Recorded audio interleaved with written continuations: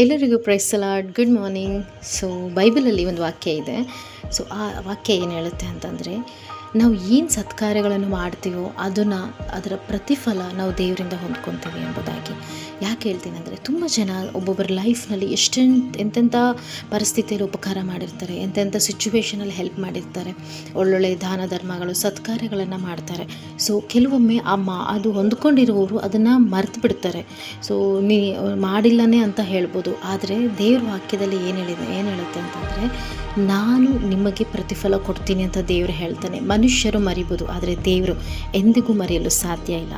So ನೀವು ಏನು ಒಳ್ಳೆ ಕಾರ್ಯ ಮಾಡಿದ್ದೀರಲ್ಲ, ಅದನ್ನು ನೀವು ಬೇಸರ ಮಾಡ್ಕೋಬೇಡಿ. ಯಾಕಂದರೆ ಮನುಷ್ಯರು ನಿಮಗೆ ಎಣಿಸದೇ ಇರ್ಬೋದು, ದೇವರು ಅದನ್ನು ನೋಡಿ ಅದರ ತಕ್ಕಂತೆ ನಿಮ್ಮ ಪ್ರತಿಫಲ ಕೊಡ್ತಾನೆ.